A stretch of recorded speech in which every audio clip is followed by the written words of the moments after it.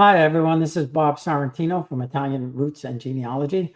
Welcome to a special live version of my podcast. And today I have three great guests who are going to talk about their amazing ancestors. I have Rich, John, and Evangeline. So welcome, everybody. Thanks for being here. Welcome. Yeah. Hello. So, Rich, let's start with you. When did your family arrive, and what you got you started, and then what's your amazing ancestor story? Sure, Bob. So I am born and raised in the Little Italy enclave of Philadelphia, and I am 100% Italian American, meaning on my paternal side, my grandparents came from Calabria, settled in Philadelphia. On my maternal side, my grandparents came from Puglia. So I've got Pugliese and Calabrese roots. From our genealogy research, it was like 1902, 1910 they came. Some of my grandparents came in Ellis Island, but also Philadelphia, the port of Philadelphia. So besides Ellis Island, besides Boston, besides Baltimore, since family was already here in Philadelphia, I've got documentation that shows one of my grandfathers, one of my grandmothers physically came to the port of Philadelphia. And the other interesting piece is that when my grandfather came, he started in the coal mines of Western PA, but eventually had his own business, an entrepreneur selling hats. So he was a hat maker. And there's his storefront where I was born and raised above that store. The other interesting piece of our puzzle is that when we did our research, we found that it was the typical chain migration, meaning 1902, 1910, there were families from our comune, di Biccheri, already settled in Philadelphia.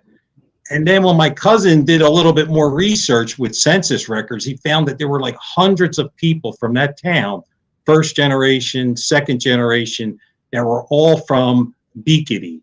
And he wrote a book about it. So our story sort of, solidifies the word chain migration that you might see in a lot of literature, academic literature, that talks about those people that, set up shop, set up homes, told their family to come here, so on and so forth. Pretty much that's it. From that standpoint, once again, interesting part is, once again, my grandfather did hit the port of Philadelphia physically, as opposed to coming to Ellis Island. And so now I know you just did your second trip there, right? Actually, third, Bob. Third. Even better. Yeah, and it was wonderful. We've connected with distant relatives that take us in. There's nothing like walking, those alleyways where potentially my ancestors were walking. We went to the mother church. We become very involved with the community. They're very interested in sharing our root stories with them. They want to hear that. So we've had the opportunity to speak as Italian Americans to the residents of Biccheri that share descendants distantly with me and some other family members. So just, so on the hat shop, did they make hats in Italy? So I don't know the answer to that question. Basically, he started at the large factory in Philadelphia. It was the John B. Stetson Hat Company, probably the largest maker of hats in the U.S. at the time. So he started there. And then as an entrepreneur, like anybody else, he started his own business with his brothers. Oh, nice. So Jeff had a comment here that he thinks his bisnonno came to Philadelphia too, but he hasn't able to prove that yet. So, Rich, any insight on how to help Jeff find the Philadelphia family? Yeah, the National Archives basically had lists besides Ellis Island. They do have the list of the Philadelphia arrivals, right? So you got to dig a little deeper. Once again, my grandmother, I have the piece of paper that says she hit that in 1910. So you got to dig. I mean, Ancestry might have it, Family Search, but I was fortunate to use the National Archives to get that documentation. Yeah, that's great. And how far back have you been able to go? So between me and my cousin, it was like 1600. Um, and he's got, the lineage from that point, definitely to 1880 when my grandfather was born. And, we've got the naturalization record, so on and so forth. Um, but yeah, we think we've got our roots definitely solidified, and we know our family history. Right. And for anybody listening that's from Philadelphia or Beakery, Eric, he wrote a book too about the whole migration, right? Yeah, and like I said, there were just hundreds of people between the first generation arriving and their children, over hundreds of people that could connect with the town of Beakety. Well, that's great. And it's, I have a photograph of my grandfather's store also with my uncle who was his partner and or my great uncle who was his partner and my uncle was probably about 13, 14 years old. And it's like, it's precious to have something like that. And I have actually beads from my grandfather's shop that are probably close to 100 years old now or something like that. Yeah, and we get questioned all the time, do we still have hats of my grandfather? I wish we did, because it would be museum pieces, artifacts. But when you think of that time period, that photo is probably circa 1920.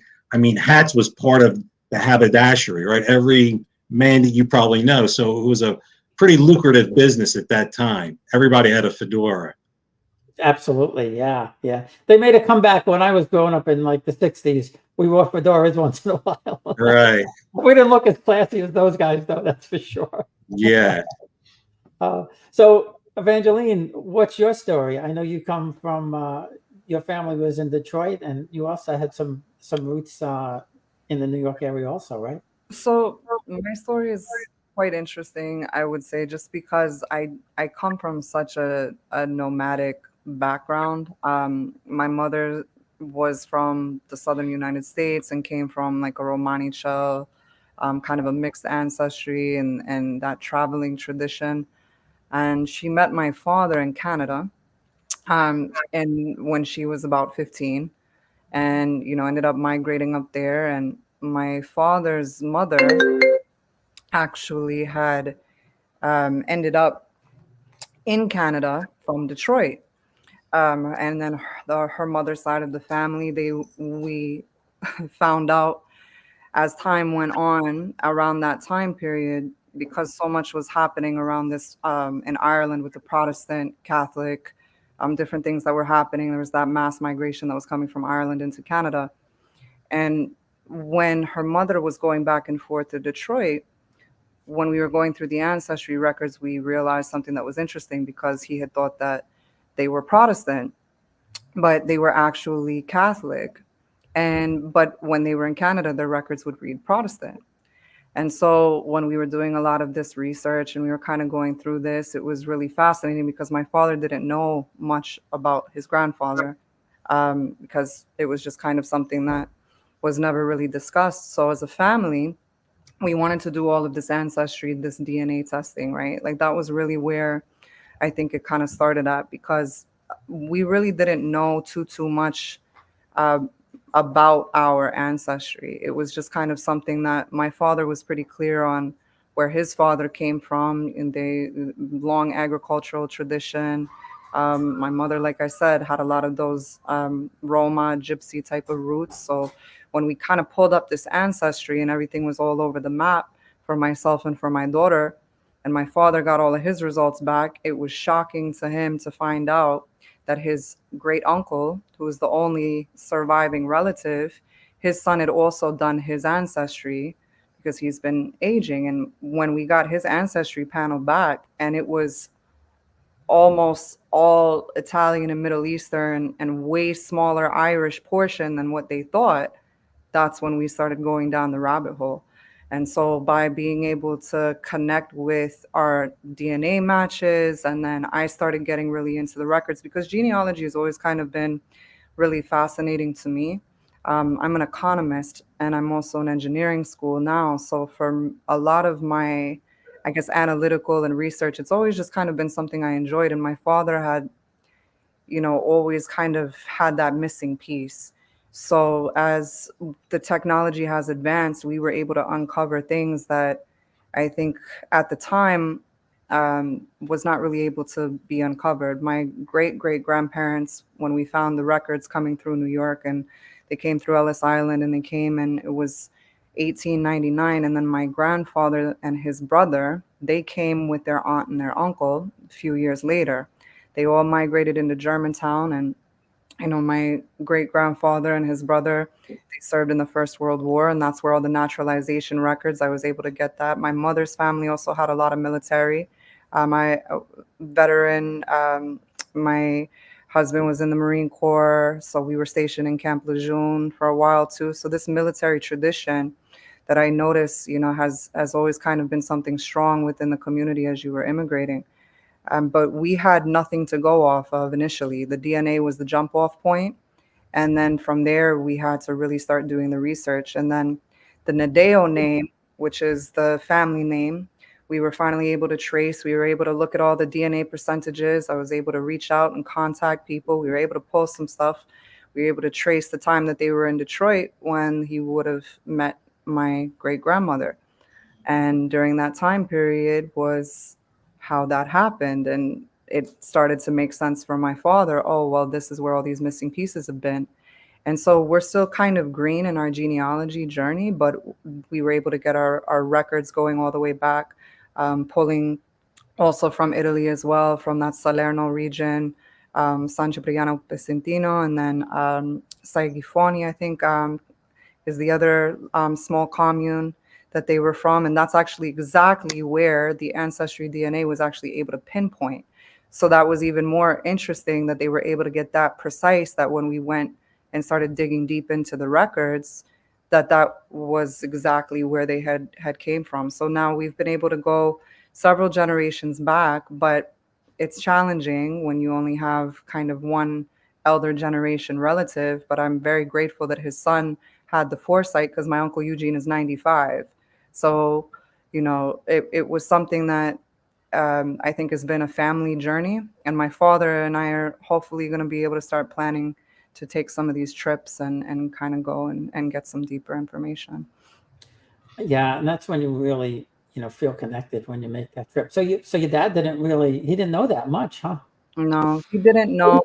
Um, he didn't know. And I think because, like, my mother's ancestry was such a mixture, right? I mean, she had, ancestors that were passing for white at a certain point in juncture in American history. She had this kind of Romanichal, this gypsy type of background. And then even my father's great grandmother, it seems that they were also Irish traveler. And that was the reason why that migration that was going back and forth between the border. I mean, when you start looking at the historical context of the things that were happening at the time, I think here we are in 2024, and we look at the way that the world serves identity on a plate as something that's very binary, and you start to understand that the world has always been very complex. And I think that that's been the most fascinating thing for me, and the thing that makes me most proud to have that ancestry to that region, because I think Southern Italy shared so much as a connection point for sciences and religion and sharing of information, and so much evolved from these places. And there's so much fascinating history when you really get to dig into it. Yeah, that's for sure. And when you go there, you kind of see that. You see all this whole mixture of everybody. Just out of curiosity, which DNA test did you do? Did you do Ancestry or? So we did 23andMe initially, but because I have access to a lot of, like, a lot of these, like, kind of like other genetic tools, and like looking at these other things, and that you're able to like upload your panels from, we did 23andMe as a family collectively, right? So it was my brother, my mother, myself, my oldest daughter, who she's about to be 19. And when we were looking at it, there were some things that I think it got really precise, but then there was some really broad categories. So by using some of these other like GED match or other DNA, like DNA Genics is also good too. When you start kind of working with your raw DNA, because the majority of these admixture tests, right? I think that sometimes people can, question like, what are you really seeing and why is it really showing up that way? But a lot of it is all math and how they triangulate like that percentage. So I think 23andMe is a really good tool. But I think everybody has to kind of think about their own background, because some of the services are better for certain groups. Like if you have a lot of mixed ancestry, it can be challenging depending on what you choose. But if you have like a strong 100% or close to 100% ancestry, I think ancestry.com can be good for that. But 23andMe was able to get really precise, at least for the Italian community. And that's the thing that I've been realizing, like whatever DNA samples that they have at 23andMe for the Italian community and the diaspora, they know what they're doing, because it seems to be as accurate as what I've seen. Yeah, I'm trying to remember if I sent mine off to them. I think I probably did, but I probably haven't looked in quite a long time. I also sent mine to a Living DNA, which I thought, because they're based in Europe, that they would have a lot more of Italians, but Italians don't do DNA. So Yeah. it's nothing. But what's interesting about them is that they give you the mother line and father line.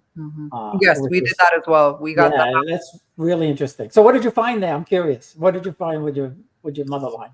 So my maternal from my mother was this. It's H41A.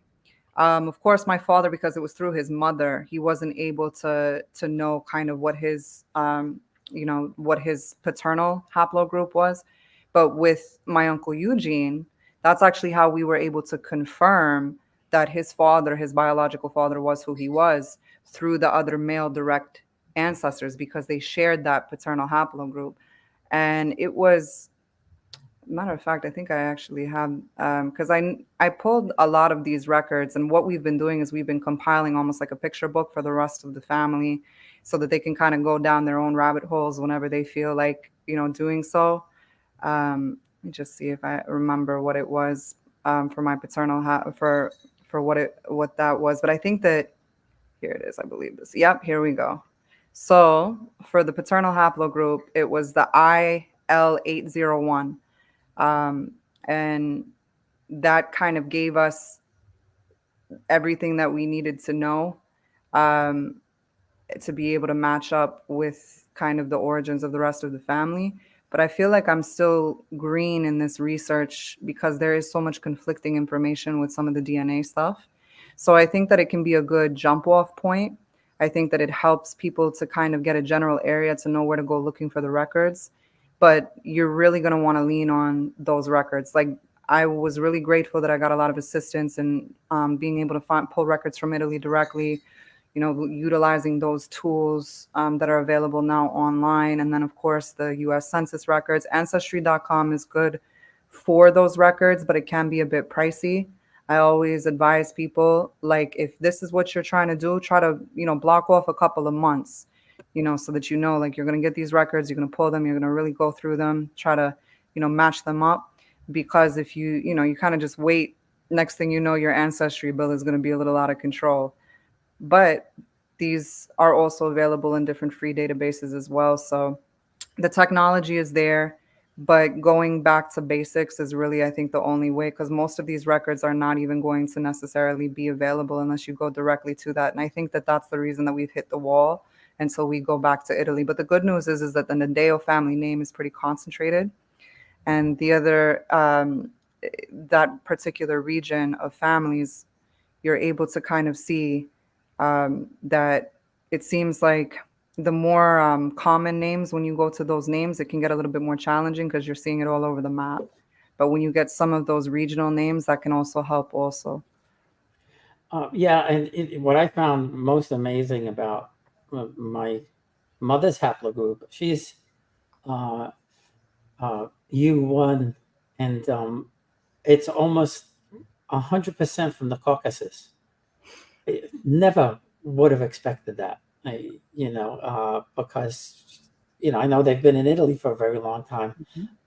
So that was really a shocker to me, to find out that going back 10,000 years or whatever it was, there's no Italian.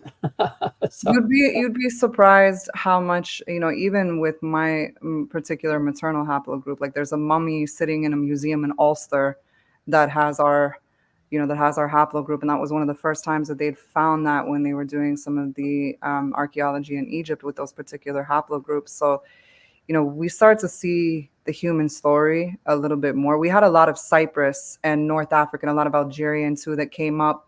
My uncle Eugene had way more touch points. That was kind of that Algeria, Tunisia region, and then Cyprus. But then I found out that when I traced one of the great grandmothers that we were able to get in Italy, I believe she was born on Capri. So that could also potentially be how some of that was introduced. But a lot of this migration it starts to, I think, connect us more as a human family when we do that. yeah, absolutely. And if you haven't heard of it, try My True Ancestry. They do charge, but I think they let you do it for free. What they do is they go to archaeological digs back, 10,000 years, 20,000 years, who knows how far. And it's more directional than anything else, but it is really pretty interesting. So, John, how about your story? When did the family come, and what did you find? Well, the story with the Valillo family started in about 1905 when my great grandfather Giovanni came from Campobasso in the Molise region, and I actually, and we've talked about this before on your podcast, is that I didn't get started with my research until after my kids were grown, and mom and dad had passed away, and most of the other relatives are gone, and I tried to rediscover the roots that I had been missing since early in my life when we were exposed to the Italian traditions, and life got in the way after that, and I tried to rediscover that. Did find that Giovanni came over in 1905 by himself, and I looked into his history in my research, and he was born in 1870, and his father died. His father was Paul, and he died about 1878 when Giovanni was 8, and then his mother died when he was 14 in 1884. And so I was wondering who raised him after that point. There's no records that really tell what happened after the age of 14 until he got married in 1896. And the picture is my great grandmother. It's Clotilda. Now she had 4 children after they got married in 1896, 2 of which survived.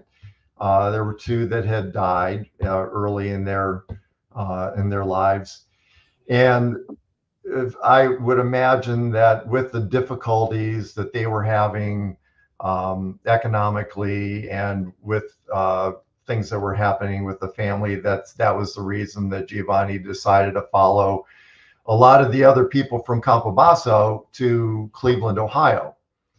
And so he came over in 1905. I didn't know if he would be one of the, what's the term, birds of passage that would come over and go back and come over. But apparently he decided to stay. And Clotilda, his wife, came the next year with the 2 surviving children, and then had 2 more here in the States, in Cleveland, my grandfather Antonio and my great aunt Annunziata, which became Nancy. And so she came over in 1906. Antonio was born in 1907. And the picture is Clotilda, the younger Clotilda was in 1917 when Giovanni died of tuberculosis, and there were no support programs like Social Security or anything to support surviving widows. So she had to quickly remarry, found somebody in Cleveland to get married to, basically 3 months after Giovanni died. And so that picture of her as a younger woman, she was born in 1875. This was 1917 for the picture, was with her new family. And then the picture of her holding the baby is her holding me in 1956. So they had a tough life. She was born, Clotilda was born in a village close by to Campobasso and abandoned. She was one of the babies that were taken to what's the term, ruoto, the wheel that would rotate through a wall, and the mother would deposit her on this wheel. The nuns at a church would move the wheel, take the baby, and then notify the mayor of Campobasso that they had a baby to be given to a family that possibly the mother was still able to provide nourishment to a young baby. So luckily, she did find a family to raise her, and then she grew up and obviously married Giovanni, and they came to the U.S. The records, as many of you know, they came with maybe $10 to their name. If you see the immigration records through Ellis Island, that column that shows how much money they came with would show most people $5, $10. That's all they brought with them. And so it also would show if they could read or write, and neither of them could read or write. So they come here with very little. They come here with no ability to read or write. And the generations following them continued to grow, not only in knowledge, but in economic status. And finally, 3 or 4 generations down, we have the American story. We have the success stories that many of us have been able to experience. This many years after they arrived. Just like Rich said, I've been able to research my family back to early 1600s, late 1500s. A lot of it with professional help by hiring people in Italy to go to the parishes and get the records and put it all together for me. So it's been an amazing journey to find out exactly what your roots are and how far we've come. Yeah, that's super. That's a great story, John. And I remember you talking about that. So we were joined by Jeff D'Amelio. So welcome, Jeff. And I'm sure you joined because you have a great ancestry story yourself. Yeah. Well, maybe. Oh, they're all great.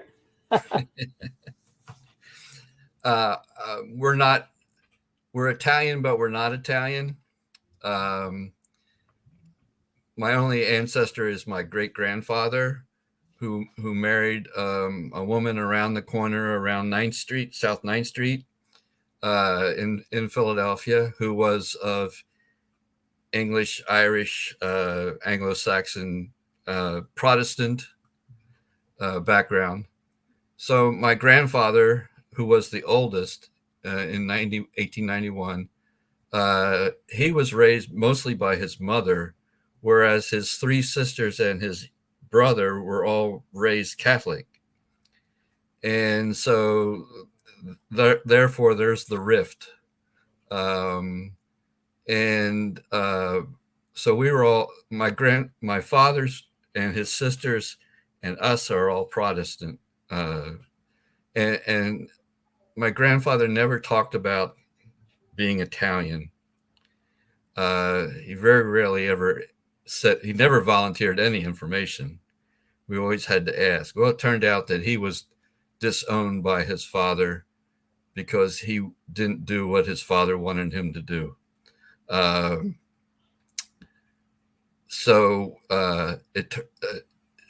His father was a musician / tailor.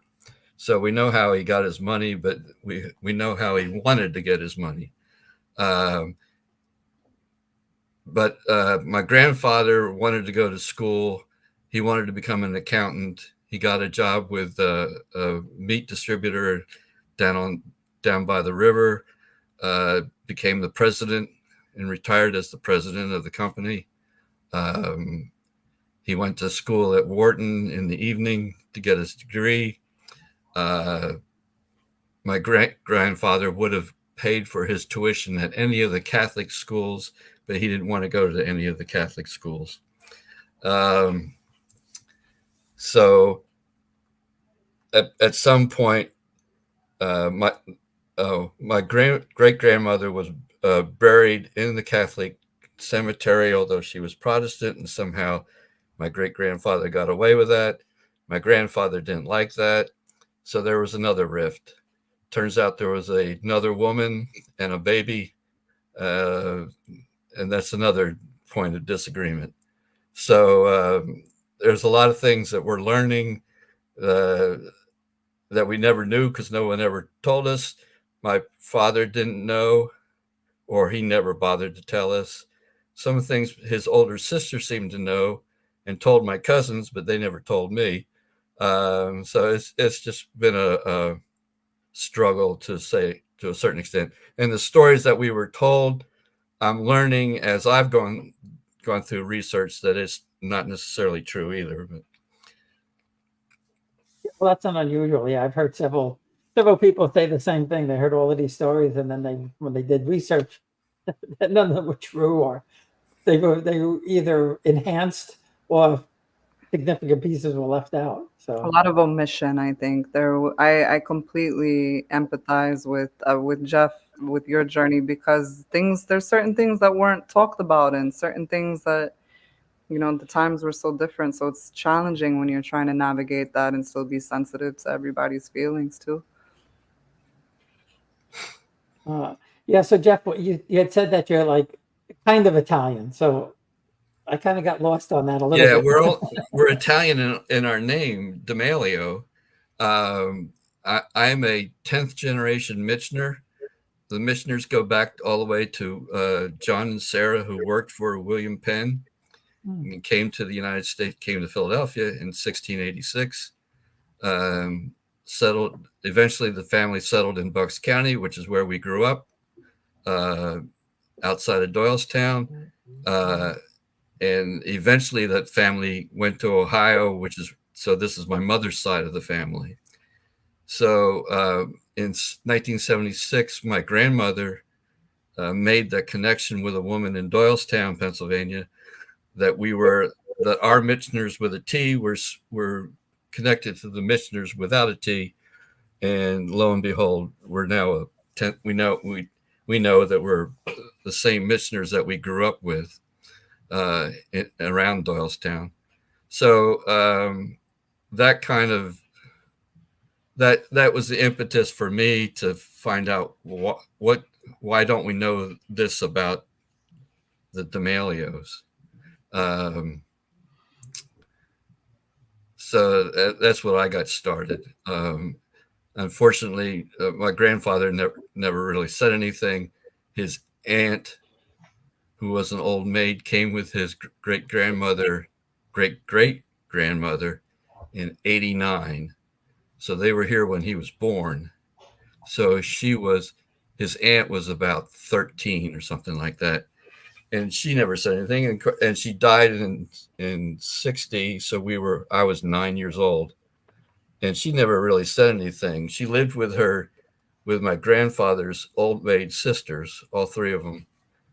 And they never talked about that. My grandfather and his sisters didn't seem to have a great close relationship. And I think that's because of the rift with his father and their father. So we didn't see them very often. My father said that when he learned to drive, all he did was drive to cemeteries. And so he drove probably to Yaden to see that cemetery, and then to the German cemetery up in North Philadelphia for his mother's side of the family. So we didn't have a lot of interaction on the Italian side, and none of that information was ever given to us. Yeah, that's a lot of detective work, I guess. Yeah. Yeah. Hey, Bob, if I can add, there was a story that came to mind. So my cousin Eric, as you know, traveled to the Comuni years ago, and he runs into this lady that says, "Hey, I know your family." So she takes him in her house, opens a shoebox with all these photos, right? So my cousin's calling me from Italy. He says, "Hey, I'm in this lady's house that we think's a relative, and these photos she has are of our family." And the bottom line was my grandmother had sent all these postcard type photos of her children, my mom, my uncles, to this lady. And here it is 70 years later, this shoebox is opened miles away in the town of Beacady. And it's my grandmother, showcasing her children that were born in America, the second generation. And Eric's calling me from Italy, and I don't know what to say except that our stories are what the academic people write about, right? This diaspora. And if it wasn't for what you just said, the amazing ancestors that we all share, those stories wouldn't be written. But here we are. You're allowing us to tell it on this platform, and it's a wonderful experience. I know everybody can share in that because our stories are amazing. They really are. Yeah, and some of them are untold still. There's gaps along that line. There's holes. We talk about it. Well, what if, were they part of the Padroni? Were they birds of passage? Was it chain migration? All of those words that are in those academic journals that I love, I kind of love reading, because I'm saying, you're telling the story of each one of our ancestors. The ones that took that journey, that 14-day, 12-day journey, and we know the history of the steamships and the conditions, and when they hit the Ellis Island or the ports of Philadelphia or New Orleans. So here we are telling our story, and I think that's great that you're allowing us to do that. My pleasure. I live for this now. So I can ask maybe of you, Bob, right? Roots and genealogy. You've got to have some roots too and a story to tell. Yeah. I have lots and lots of amazing ancestors. And if I put this one up here, hopefully it's not sideways, but it is. I was trying to fix it so it's not sideways. Let me try another one. Let me see if this one's still sideways. Yeah, they're both sideways. Anyway, if you turn your head, you'll see 5C, Amelia marrying Nicholas Count Purmalo. And this is kind of what led me on to like one of the most fantastic journeys that anybody could possibly have. Growing up, I was always told, in fact, we have what I refer to as his calling card, my great-grandfather, my paternal grandmother's father.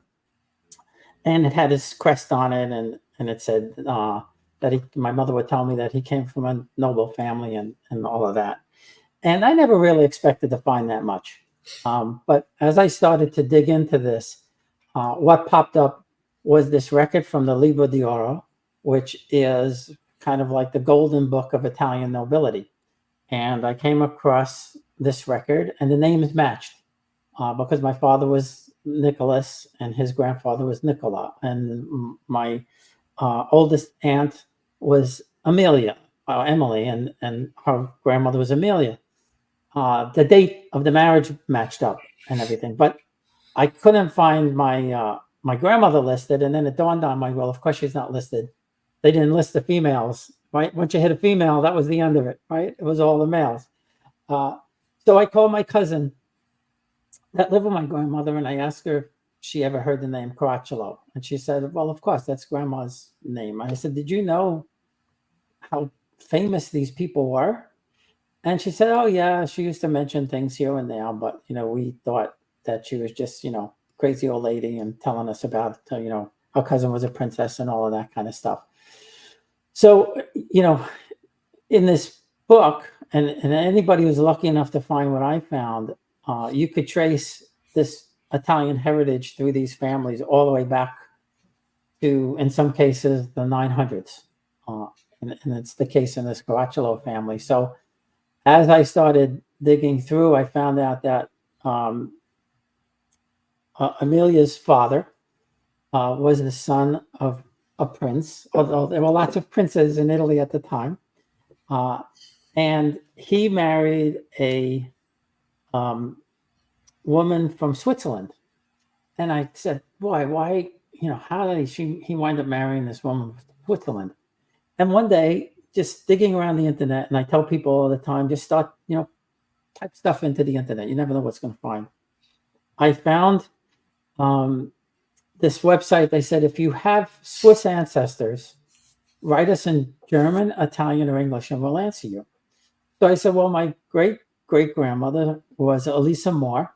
She married, her father was in the Swiss Guard in Naples in the 1850s, but I can't find anything else. And they sent me the history of all these families in Lucerne, Switzerland. And they had hand-drawn genealogy charts going back, in some cases, to the 1300s. And sure enough, Elisa Moore was on there. And it's all in Latin. So I kind of had to feel my way through there. And, going back in time through this family, they were a mainstay in Naples. And one of the things that I learned was the nobility in southern Italy, the kingdom of the two Sicilies, did not live in their hometowns. They lived in Naples.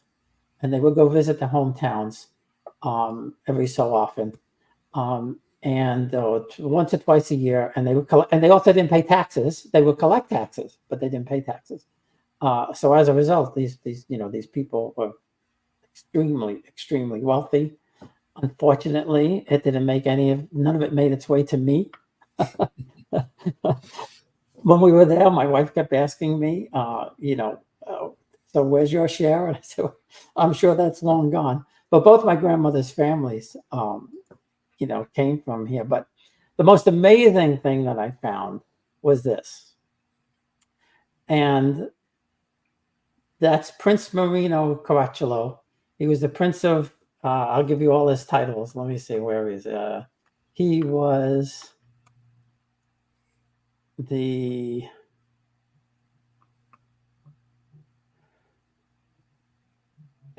Prince of Avellino. He was the Duke of Atripalda, the Count of Torella, and the Baron of San Severino. He owned much of what's current day Campania. And when I saw this photograph, I said, I have a picture of myself that looks like this guy.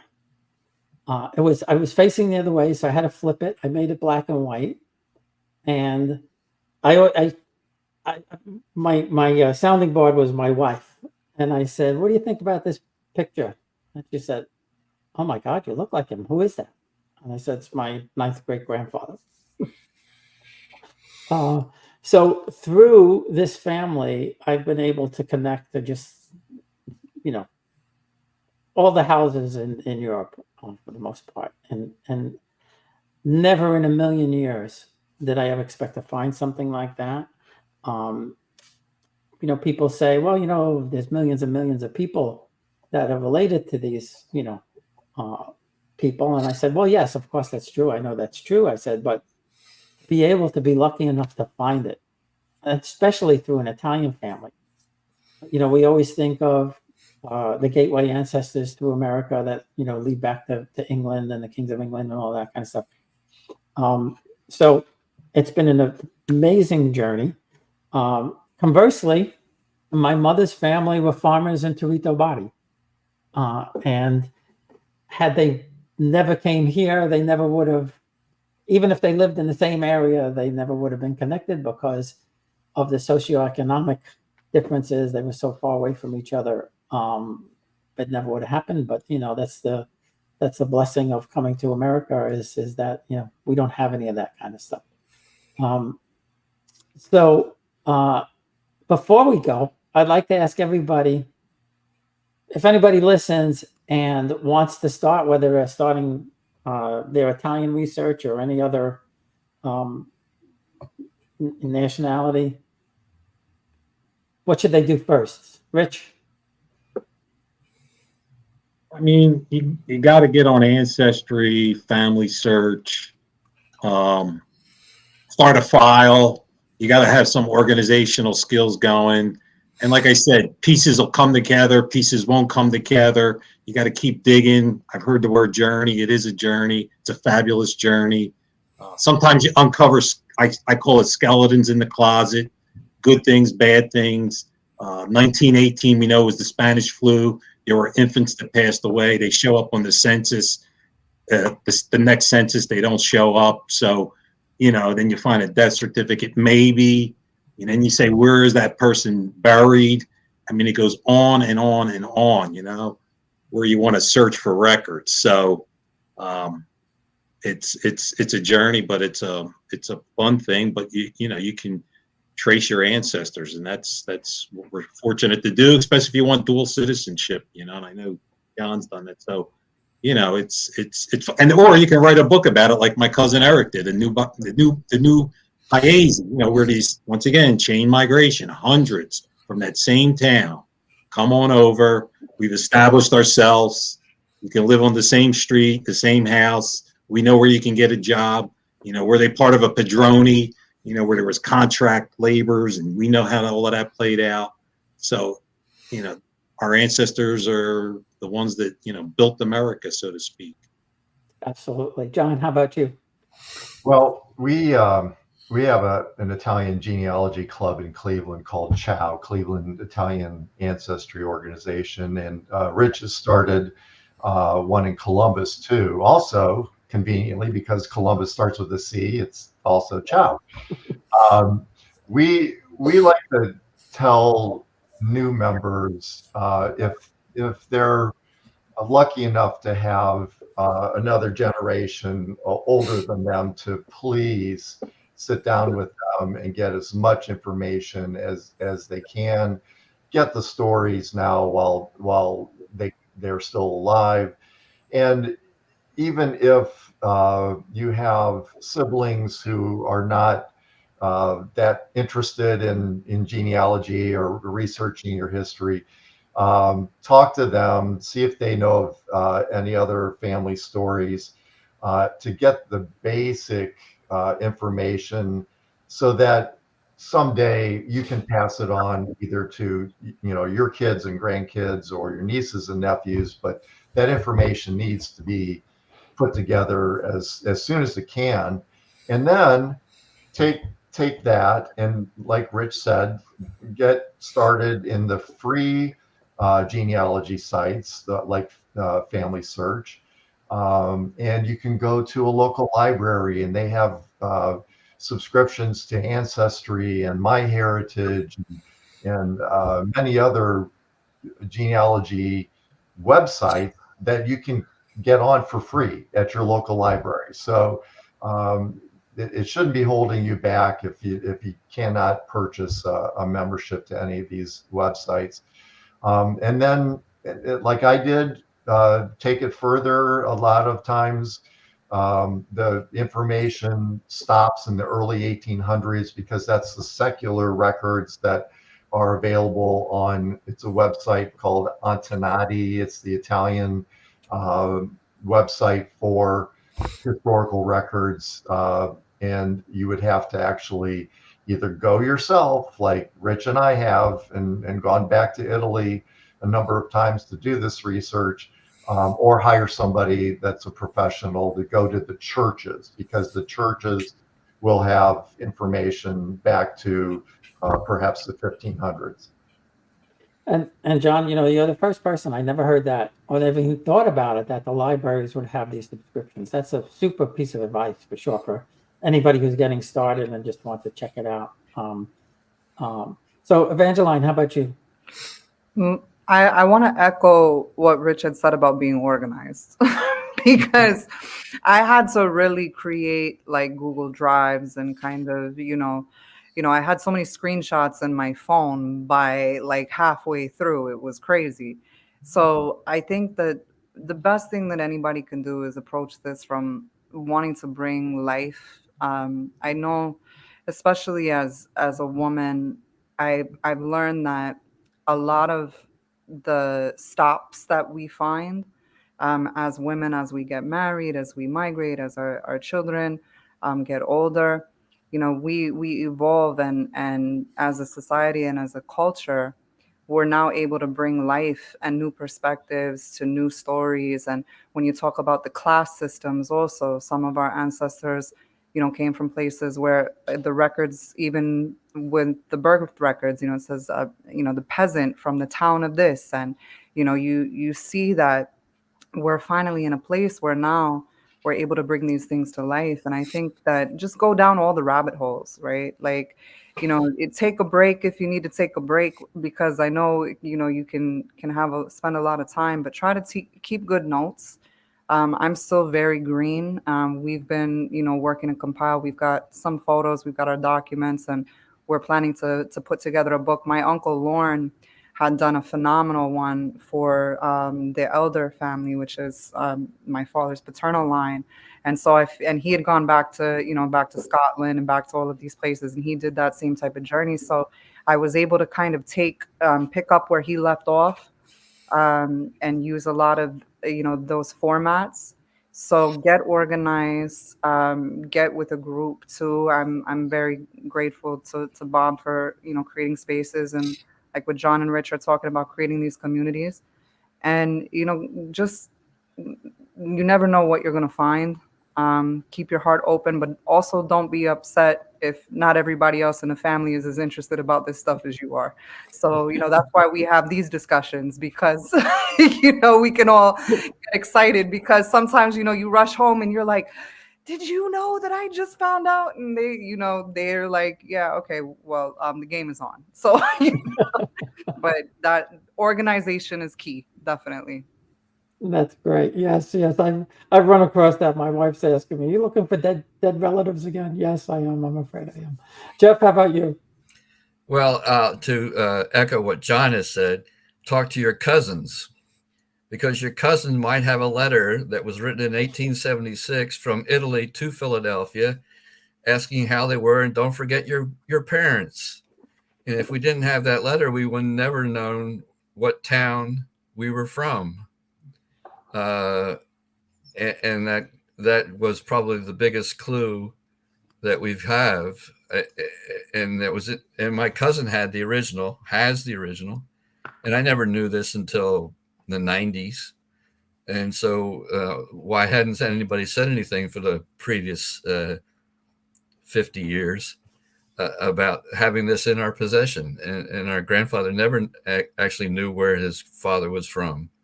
And yet we had this letter from his grandparents to his father or to his uncle, and we knew where it was from. So you never know. Yeah, I mean, all super advice. And I'm just typing in a cheap plug for my book, so I can have it on the stream here. Give me 1 second. There you go. Just to get my last 2 cents in. I have a book about my research and a little bit about, both my families, and kind of a little bit of a primer on how to start some research. And I'm certainly no expert. I don't claim to be, but it is a lot of fun. And I would definitely can relate to Evangeline's comment about the crazy people looking for dead relatives again. Well, listen, guys, this has been fantastic. The hour flew by. I had no idea it was going to go by this fast. Thank you all very much. Thank you, Bob. Thank Thanks. you. Thanks, everybody. Nice meeting everybody. Yeah. Don't go away. I'm just going to stop. I'm going to stop the recording.